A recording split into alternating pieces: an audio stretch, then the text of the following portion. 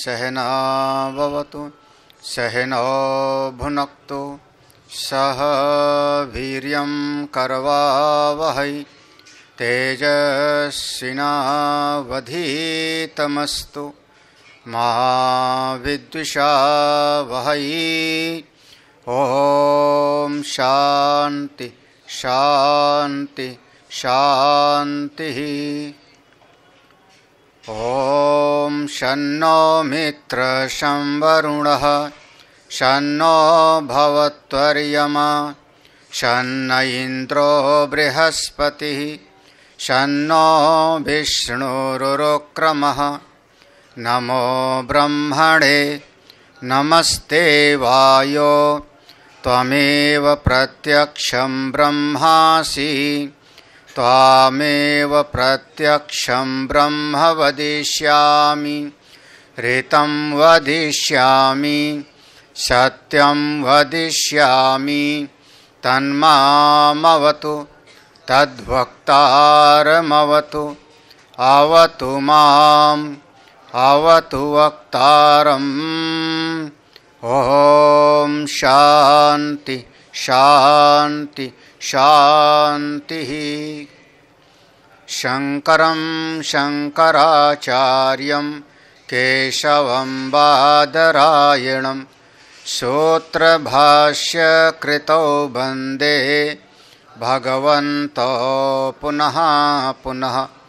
ईश्वरो गुरुरात्मेति मूर्तिभेदविभागिने व्योमवद्व्याप्तदेहाय दक्षिणामूर्तये नमः।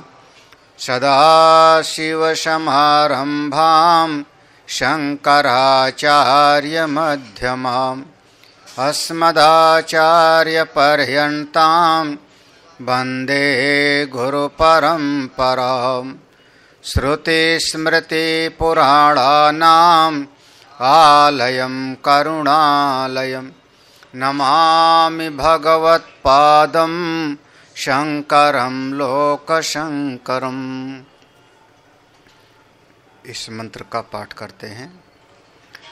ओम यश्छन्दसामृषभो विश्वरूपः छन्दोभ्योऽध्यमृता सम्बभूव समेन्द्रो मेधया स्पृणोतु अमृतस्य देवधारणो भूयासं शरीरं मे विचर्षणं जिह्वा मे मधुमत्तमा कर्णाभ्यां भूर्विश्रुवं ब्रह्मण कोशोषि मेधया पिहितः श्रुतं मे गोपाय आवहन्ति वितन्वाना। श्रद्धेय स्वामी जी महाराज, समुपस्थित संतजन, आत्मस्वरूप जिज्ञासुजन, ये यजुर्वेद का तैत्तिरीय उपनिषद जिसमें इस मंत्र का हमने कल अनुवाद पढ़ा था, भाष्य देखो। यस छंदसाम इति, यस यह छंदसाम इति, ये मंत्र में यहाँ से शुरू हो रहा है। तो भगवान भाष्यकार कह रहे हैं इसका हम संगति लगाते हैं। मेधा कामस्य श्री कामस्य च तत्प्राप्ति साधनम जप होमौ उच्यते। जो साधक है, साधक के चित्त में दो चीज की कामना हो सकती है। मेधा कामस्य, एक तो प्रज्ञा शक्ति की, विवेक शक्ति की कामना होगी, और दूसरे श्री कामस्य, जाने अनजाने चित्त के भीतर वैभव की, श्री की भी कामना होती है। इस लौकिक जगत में आपको श्री से संपन्न होना होता है। ये नाम पड़ गया ना, श्रीमान श्रीमती। जब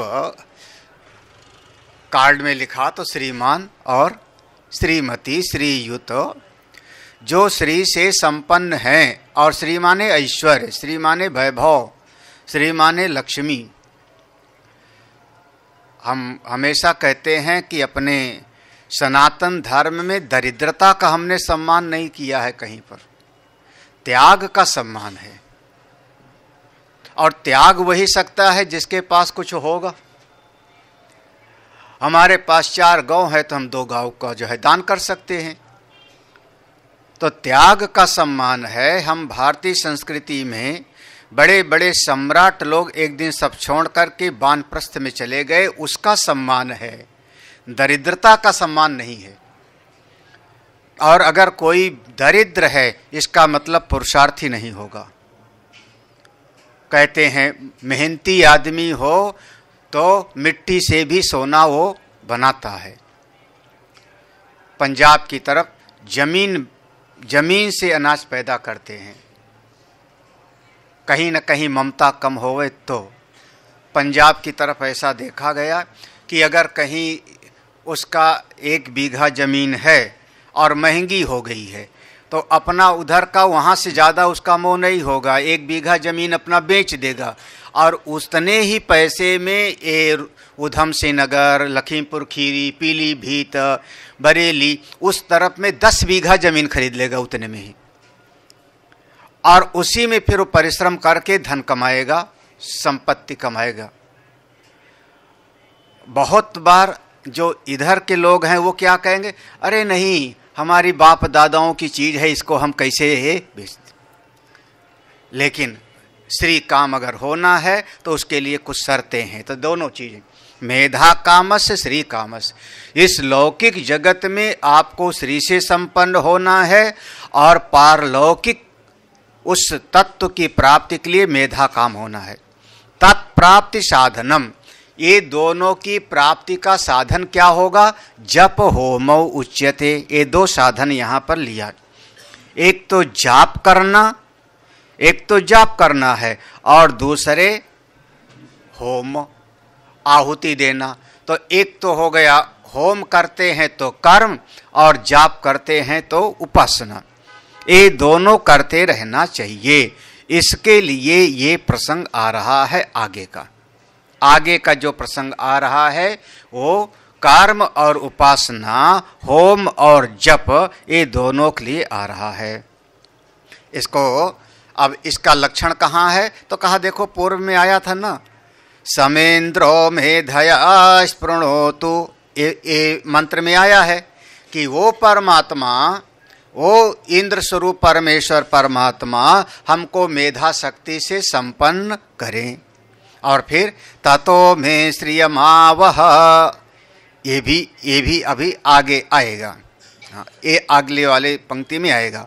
वो परमात्मा हमको श्री से संपन्न करें, इति चा लिंग दर्शनात्, ऐसा लक्षण दिखाई पड़ रहा है। इस मंत्र के द्वारा ये स्पष्ट दृष्टिगोचर हो रहा है कि हमको मेधा भी चाहिए और श्री भी चाहिए। हाँ, अगले वाले पंक्ति में ओ श्रियमावह आएगा, ततो में श्रियमावह। ऐसा आएगा। लो आगे, यश छंदसाम वेदानाम ऋषभा इव ऋषभा प्राधान्यात्, यह जो छंदसाम वेदों में, चारों वेदों में जो ऋचाएं हैं उन सब में, वेदानाम ऋषभायु, जैसे गायों के बीच में एक नंदी होता है तो बलवान होता है, वो झुंड का स्वामी होता है, ऐसे समस्त ऋचाओं का जो स्वामी है कौन? वह ओंकार।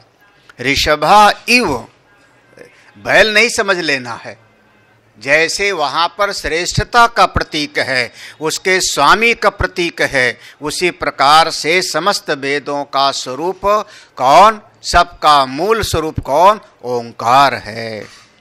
विश्वरूपः सार्वरूपः सार्ववाक् व्याप्तेः तद यथा संकुना इत्यादि श्रुति अंतरात्। मंत्र में है विश्वरूपः, मंत्र में विश्वरूप शब्द है, तो विश्वरूप का कह रहे हैं सार्वरूपः, वो ओंकार सब में समाया हुआ है।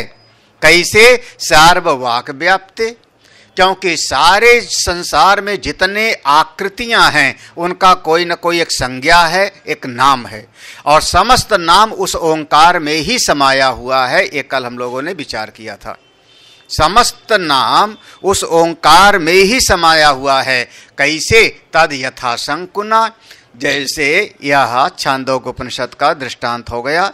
इसमें जैसे पीपल का, खास करके पीपल का पत्ता वो जमीन पर गिर गया, थोड़े दिन में वो पीपल का पत्ता सड़ गया, लेकिन उसके अंदर की नसें ज्यों की त्यों बनी रहती हैं। अगर कोई उस पीपल के पत्ते को उठा के देखे जो 4 महीने पहले जमीन पर गिरा था, तो उसका जो थोड़ा मजबूत कठोर वाला हिस्सा था गल गया और उसमें तमाम नसें नाड़ियां दिखती रहती हैं।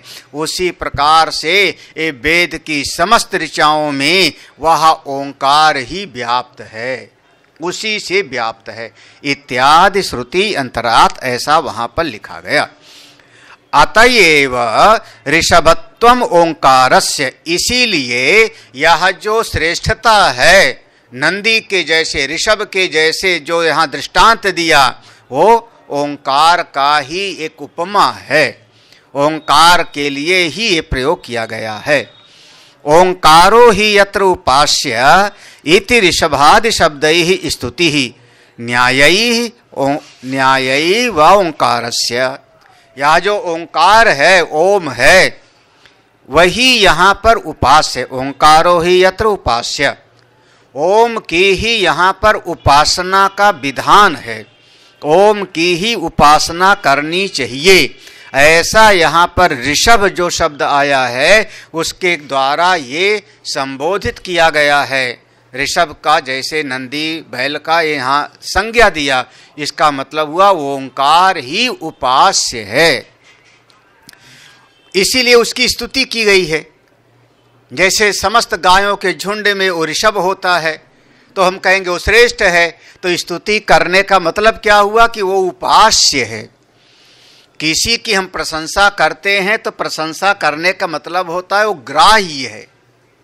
किसी वस्तु की आप प्रशंसा करते हो, दुकान पर गए, दुकान वाले ने किसी चीज की प्रशंसा किया, इसका मतलब है कि उस वस्तु को आप खरीद लो। प्रशंसा का मतलब केवल प्रशंसा नहीं है, प्रशंसा का उद्देश्य होता है कि वह गुण, वह वस्तु, वह ग्राही है। इसीलिए कह रहे हैं स्तुति ऋषभादि शब्दै स्तुति न्यायी ओंकारस्य, ये ओंकार की उपासना करनी चाहिए स्तुति के द्वारा और युक्ति के द्वारा, न्यायी युक्ति के द्वारा यही निश्चित होता है। छंदोभ्यो वेदेभ्यो वेदा ही अमृतम तस्मात् अमृततात् अधिसंबभूव। छंदोभ्यो ये मंत्र में है, यश छंदसाम, फिर आगे आया है छंदोभ्योऽध्यमृतात्, तो कह रहे हैं छंदोभ्यो माने वेदेभ्यो, इसी वेद के द्वारा, वेद की ऋचाओं के द्वारा, चारों वेद की ऋचाओं के द्वारा, वेदा ही अमृतम, उसी से, क्योंकि उसके अंदर अमृतत्व है, उसके अंदर अमृतत्व की स्थिति है, इसीलिए तस्माद अमृततात अधिसंभव, इसीलिए उससे अमृतत्व की प्राप्ति होती है। मंत्र में है ना, छंदोभ्यो अधिमृतात संभव, वह वेद से ही अमृतत्व की प्राप्ति होती है। प्राप्त हुआ, प्रकट हुआ, क्यों? क्योंकि उसमें अमृतत्व है। लोक देव वेद व्याहृतिभ्यः सारिष्ठम जिघ्रिशो प्रजापते तपस्यतः ओंकार सारिष्ठत्वेन प्रत्यभात इत्यर्थः। लोक देव वेद, शायद एक दिन ऐसे हमने इस बात पर हमने कहा था, कुछ मत होते हैं, लोकमत, वेद मत, साधु मत, ऐसे शायद वहाँ पर कहा था, श्रुति मत, स्मृति का मत, लोक का मत। तो यहाँ लोक देव और वेद, तो इस लोक में मनुष्य लोक, देव देवता लोग आदि ये सब लोग, और वेद और व्याहृतिभ्य, लोक देव, लोक में मनुष्य लोक में, देवता माने स्वर्ग में देवता लोग, वेद व्याहृतिभ्य और वेद की व्याहृतियों से सारिष्ठम जिघ्रिशो प्रजापते, प्रजापति को जब सार निकालने की इच्छा हुई, जैसे मक्खन निकालने की इच्छा होती है तो हम लोग दही को मथते हैं, जब दही को मथेंगे तो मक्खन उसमें से निकलता है। उसी प्रकार से लोक देव वेद व्याहृतिभ्य सारिष्ठम जिघ्रिशो, तो लोक देव वेद और व्याहृतियों सब से जब सार निकालने की इच्छा हुई, किसको? प्रजापति को। तो उसने क्या किया प्रजापति ने? तो उसने तपसी, अतः उसने तपस्या किया, उसने तपस्या किया, और तपस्या करके ओंकार सारिष्ठत्वेन, इसी ओंकार रूपी सार को, ओंकार रूपी सार को उसने प्रकट किया। प्रजापति ने जब चारों वेदों का सार निकालना चाहा, तब क्या किया? तप किया। तप माने चिंतन किया, विचार किया, मंथन किया, और चारों वेदों का सार ओम ही है, ऐसा प्रजापति ने प्रकट कहा। एतद्धेवाक्षरम, यही अक्षर ही सर्वश्रेष्ठ है, यही आलंबन ही सर्वश्रेष्ठ है। ऐसे देव और वेद सबका सार क्या हुआ? यही ओंकार ही है। प्रत्यभात इत्यर्था, ऐसा प्रजापति को आभासित हुआ, प्रजापति को ऐसा पता लगा, और प्रजापति ने उसी ओंकार को हमको उपदेश दिया कि इस ओंकार की ही उपासना करनी चाहिए। किसने बताया? हमारी सृष्टि में सारी प्रजाओं के जो स्वामी, प्रथम पुरुष, प्रथमज जिन्हों थे, उन्होंने समस्त वेदों का सार, लोक का सार और वेद का सार, सब का सार निकाल करके ओंकार ही है, ऐसा हमको बताया। ना ही नित्यस्य ओंकारस्य अंजसा ये उत्पत्ति अवकल्प्यते। एक बढ़िया बात कह रहे हैं, देखो, ओम को उत्पन्न किया ऐसा मत समझ लेना।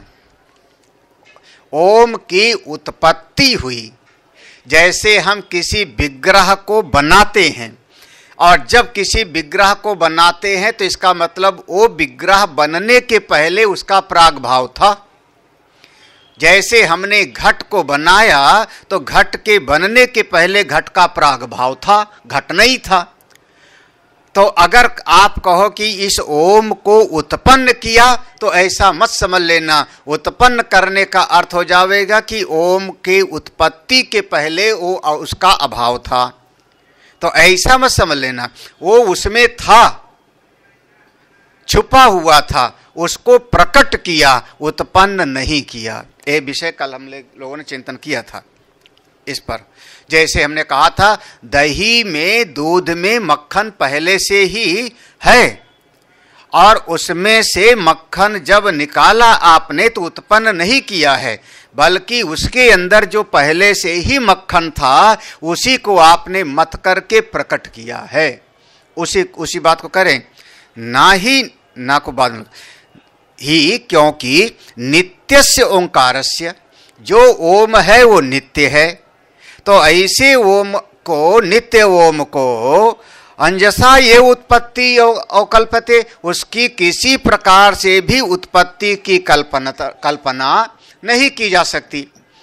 नित्य वस्तु की उत्पत्ति की कल्पना नहीं हो सकती। यहां पर जो मंत्र में है ना संबभूव, तो संबभूव का अर्थ होगा प्रकट हुआ, ना कि उत्पत्ति हुई।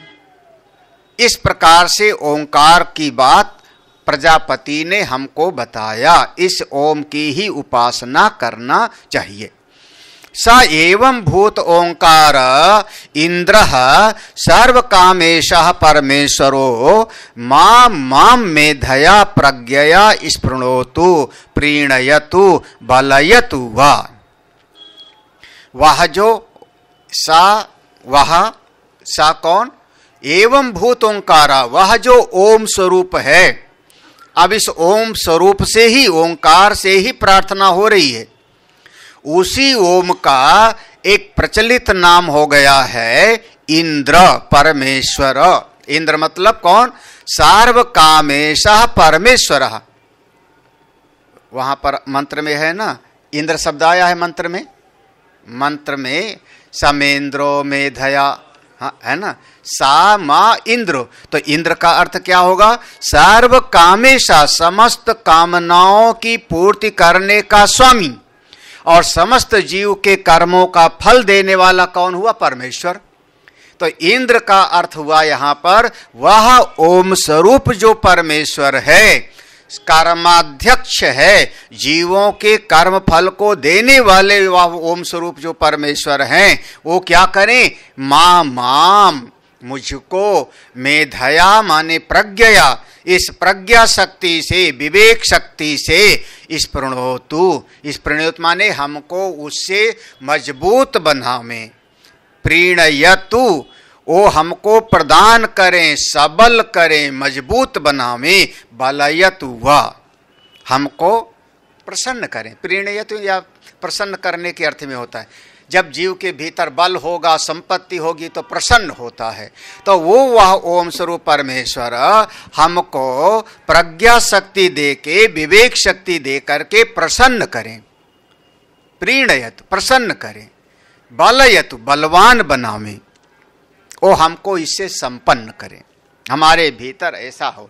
प्रज्ञा बलम ही प्रार्थ्यते। देखो एक इतनी सी बात है कि प्रज्ञा बलम ही प्रार्थ्यते, यहां विवेक के बल की प्रार्थना है।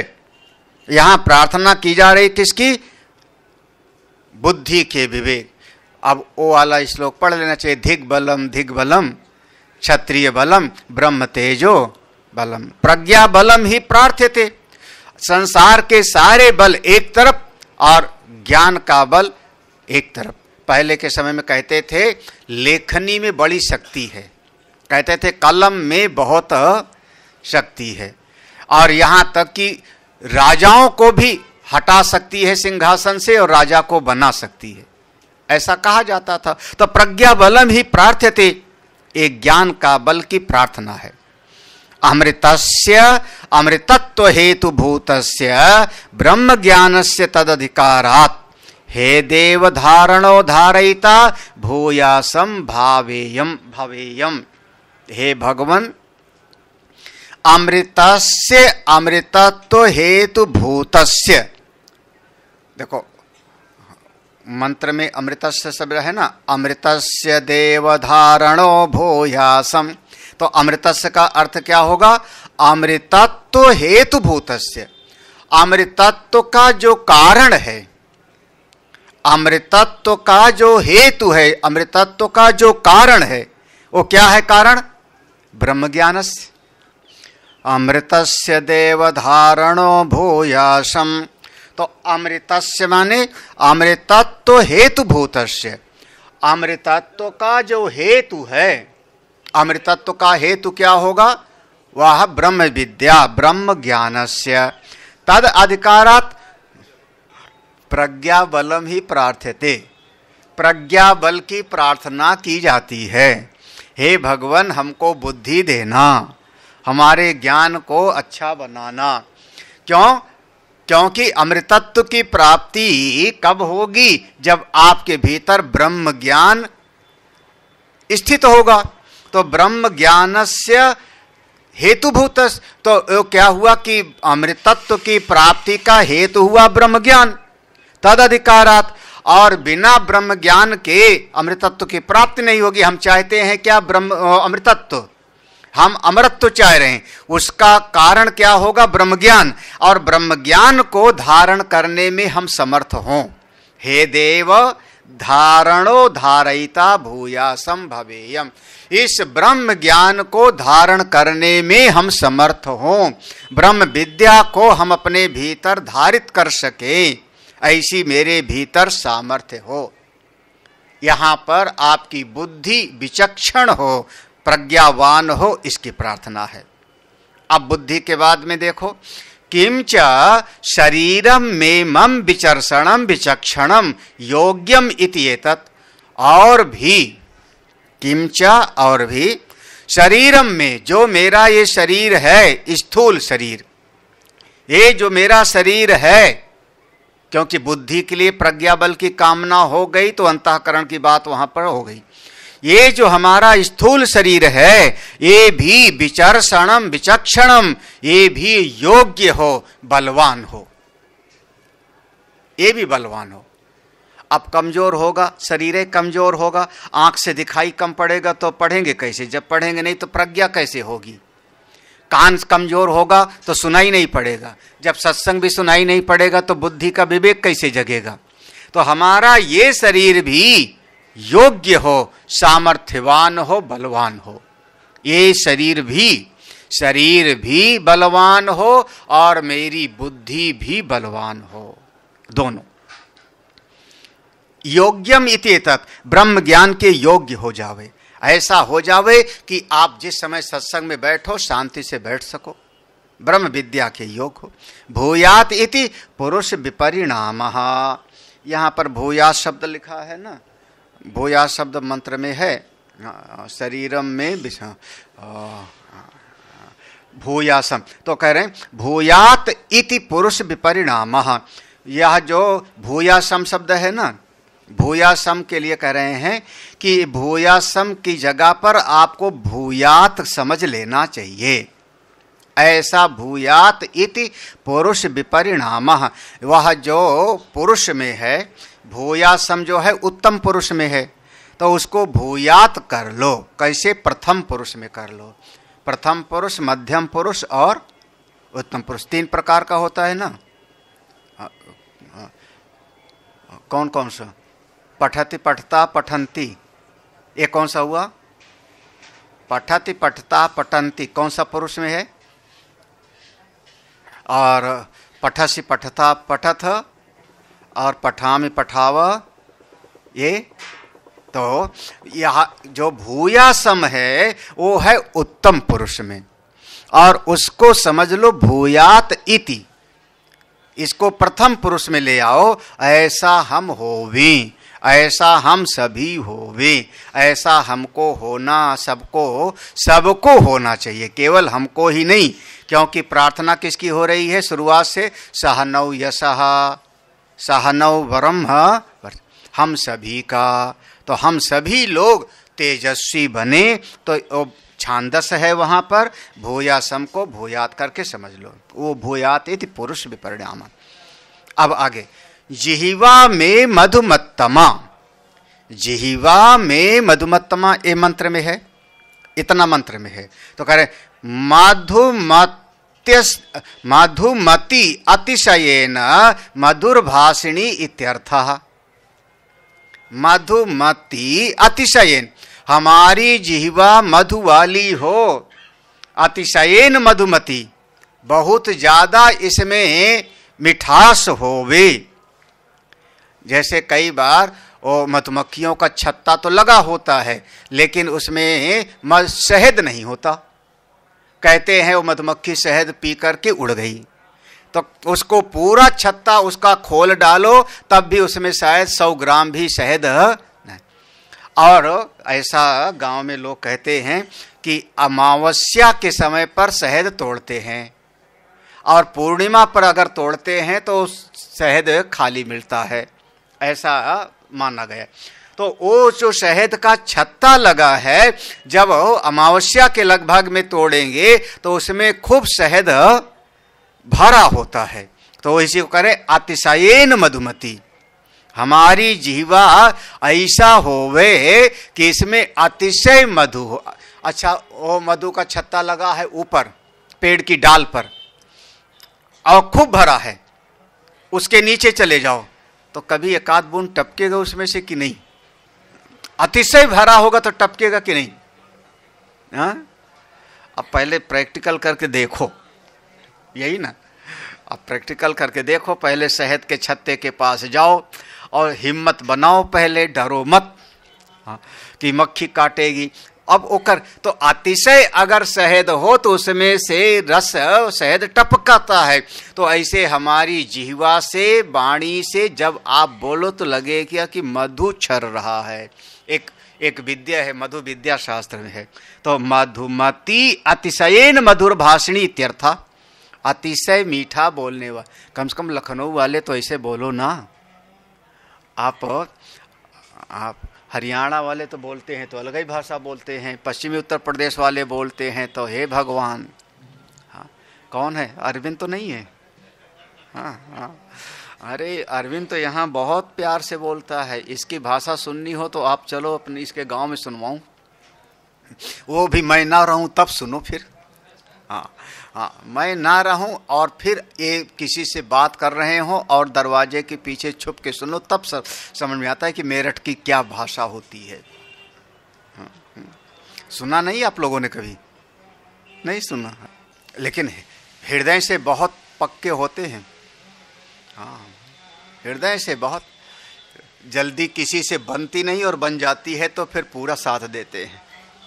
हाँ, ये हाँ, और असल में जो बात है ना कि जो ज़्यादा कड़वा बोलेगा वो साफ हो हृदय वाला होता है, जो अंदर होता है वो बोल देता है। ये बात तो हाँ, जो हृदय में होगा बोल देगा तो कड़वा लगेगा आदमी को, तो आदमी कहता है बहुत कटु बोलते हैं, ये तो बड़ा कठोर बोलते हैं। और जब आप लखनवी भाषा में बोलते हो सुगर कोटेड, तो अंदर है जलन, अंदर है ईर्ष्या, और ऊपर से कहते हो आइए आइए पधारिए स्वागतम।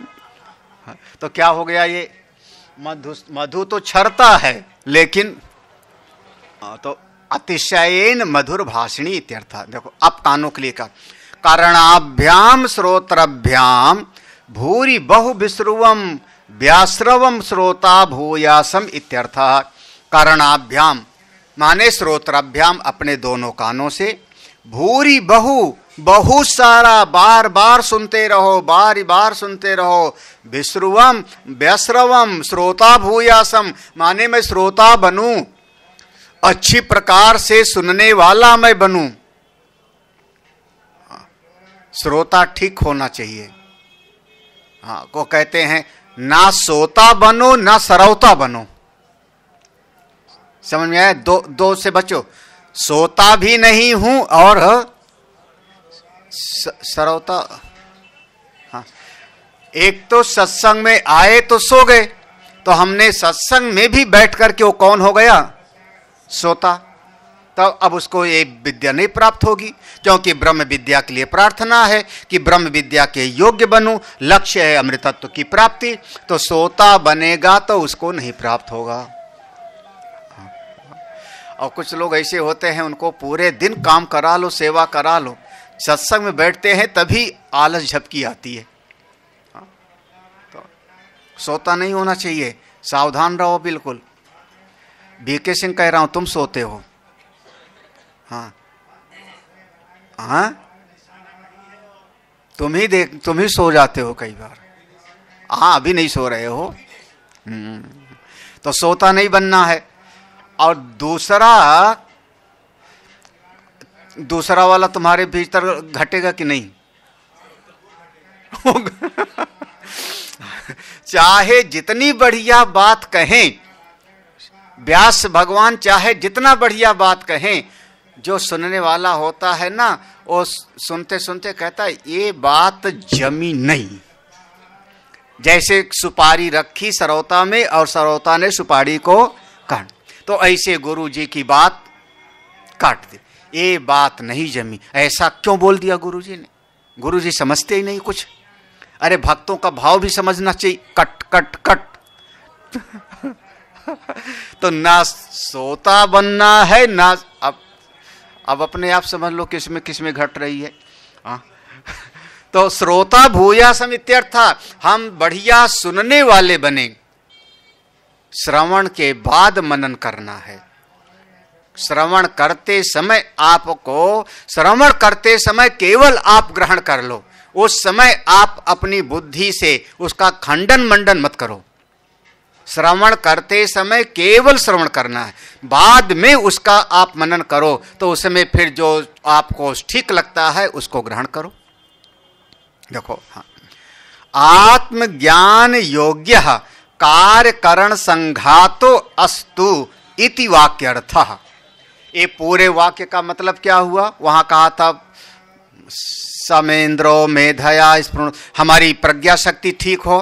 फिर कहा शरीरम में विचर्षणम, तो उसके लिए करें आत्मज्ञान योग्य, ब्रह्म विद्या के आत्मज्ञान के योग्य कार्यकरण संघातो वस्तु। हमारा ये जो कार्यकरण का संघात है, कार्य माने शरीर, करण माने इंद्रियां, इस देह और इंद्रियों का जो संघात है, ये हमारा ब्रह्म विद्या को, आत्मज्ञान को धारण करने के योग्य बने। ये है मूल रूप से प्रार्थना। और उसके लिए आपको व्यायाम करना पड़े तो व्यायाम करो, उसके लिए आपको ध्यान करना पड़े तो ध्यान करो, आत्मज्ञान धारण करने के योग्य बने। मेधा चा तदर्थमेव ही प्रार्थ्यते, और इसीलिए मेधा शक्ति की हमने प्रार्थना किया। मेधा शक्ति की प्रार्थना किया कि हमको मेधा की प्राप्ति हो, तो इसलिए मेधा शक्ति की प्रार्थना किया, यानी बुद्धि की याचना करते हैं, ज्ञान मिले हमको। मेधा चा तदर्थमेव, उसी के लिए, तदर्थम में उसी के लिए, किसके लिए? अमृतत्व के लिए। अमृतत्व की प्राप्ति ब्रह्म विद्या होगी, उसके लिए हमको मेधा शक्ति से संपन्न करें प्रभो परमात्मा। ब्रह्मणा परमात्मना कोशो असि, ये जो ब्रह्म है, ब्रह्मणा,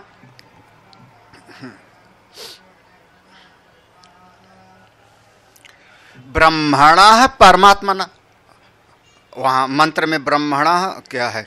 हाँ, मंत्र में जो शब्द है ब्रह्मणा कोशो असि, ऐसे है ना।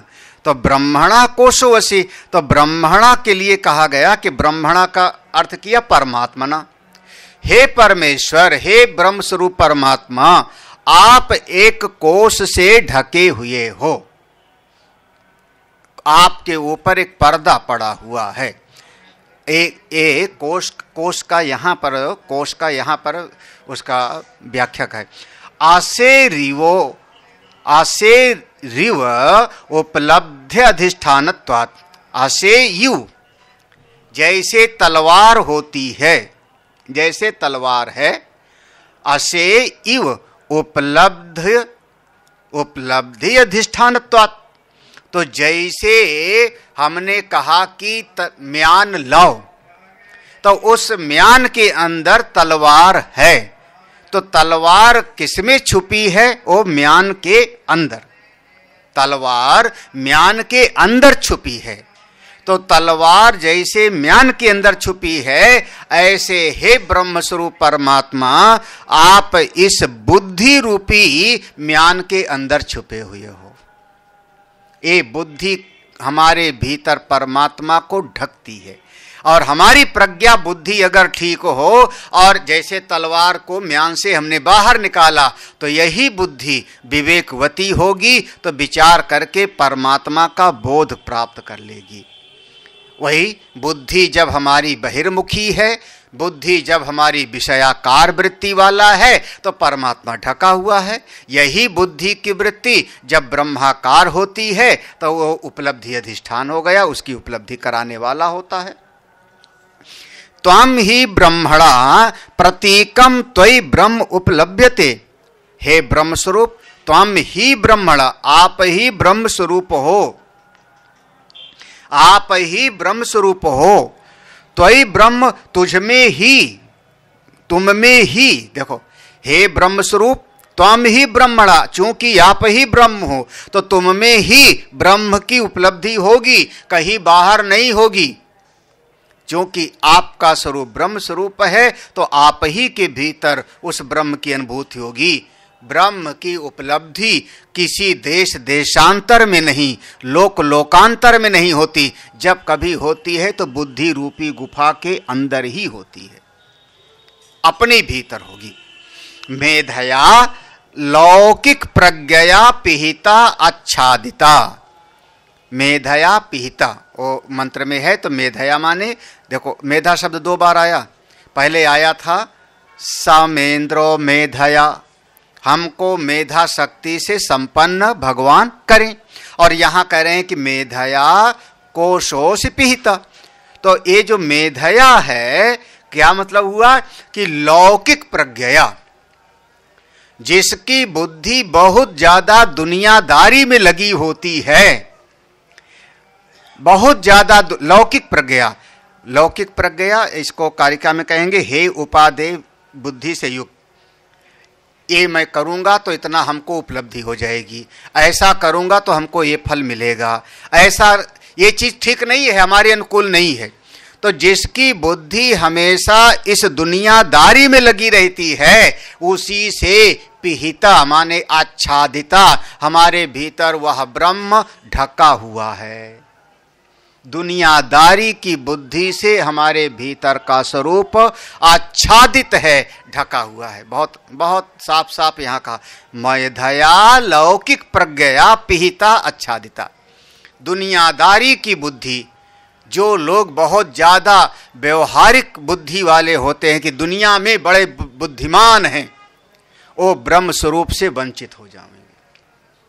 हाँ, बहुत बार ऐसा देखा जाता है कि परमात्मा की अनुभूति किए हुए जो महापुरुष हैं, उनको हम कहते हैं सिद्ध महापुरुष, और उनकी भाषा बिल्कुल अलग ही हो जाती, टेढ़ी मेढ़ी, किसी को डांट दिया, किसी को डंडा मार दिया, किसी को कुछ बोल, ऐसा भी वो लोग माना गया।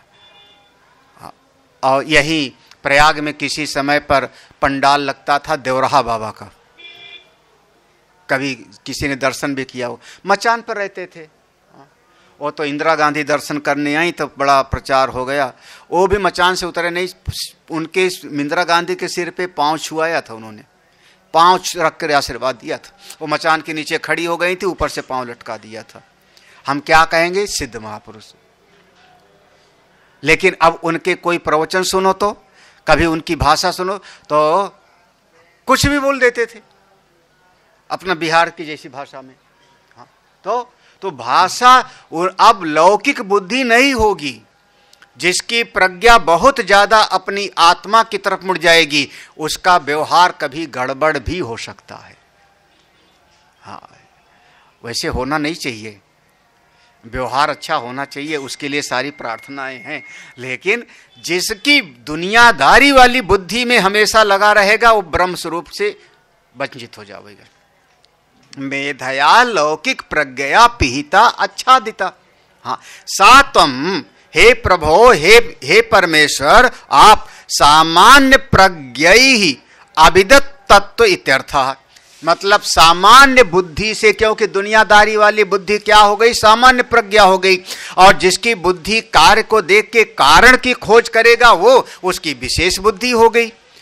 हर चीज में जो गंभीरता से चिंतन करेगा, उसकी बुद्धि विशिष्ट हो जाएगी। तो जिसकी सामान्य प्रज्ञा है, सामान्य प्रज्ञा क्या, बस खाओ पियो कमाओ, और बस हम ईमानदारी से कमाते हैं, खाते हैं, बाल बच्चे का पालन करते हैं, हो गया, हमको क्या करना सत्संग की, ब्रह्म ज्ञान की।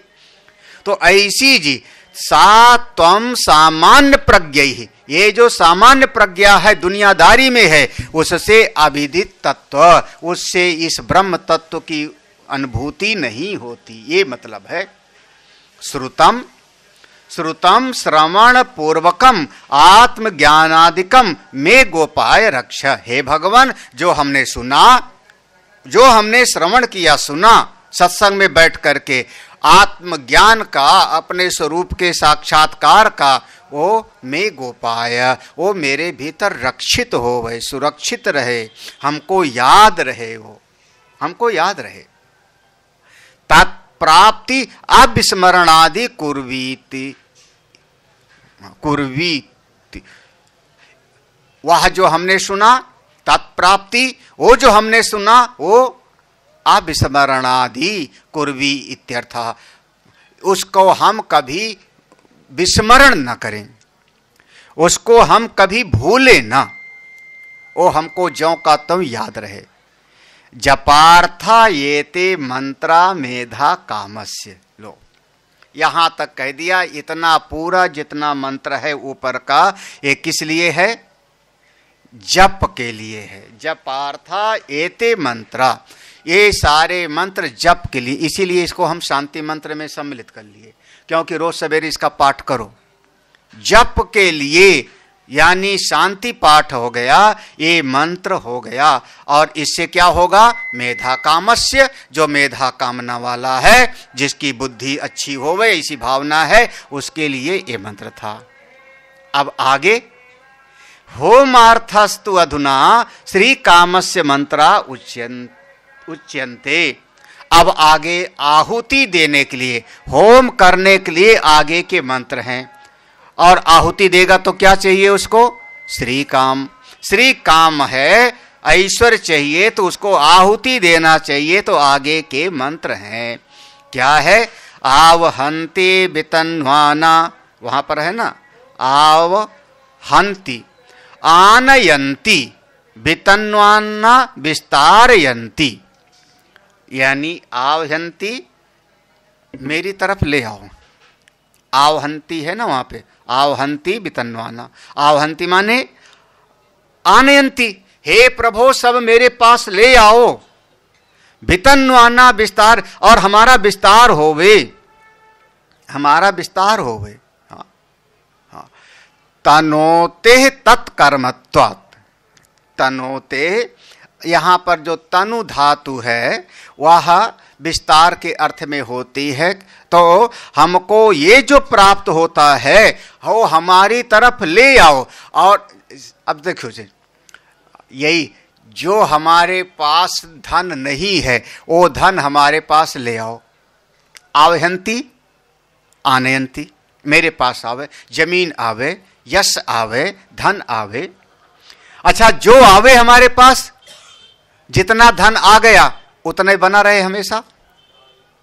हाँ, जितना यश मिल गया आपका, एक दिन आपको माला पहना दिया, उतने अब हो गया ना, आगे तो नहीं चाहिए माला, कोई आगे तो नहीं चाहिए आपको कोई मंच माला माइक, हो गया ना। बोले विस्तारयन्ति, जो मिल गया वो हमको विस्तार को भी करे, वो आगे बढ़े भी, वो आगे बढ़े भी। कुर्वाणा निवर्तयन्ति अचिरम अचिरम क्षिप्रमेव, छांदसो दीर्घ, वहां पर अचिरम है, आचिरम। कुर्वाणा चीर नहीं, ये तो जो है आगे के मंत्र में है, पाठ नहीं किया, आगे पढ़ना है ना, आगे पढ़ना है। हाँ, तो यहाँ तक हो गया ना। यहाँ जपार्था एते मंत्रा मेधा कामस, यहाँ तक हो गया था ना। जप के लिए इतने सारे मंत्र हैं।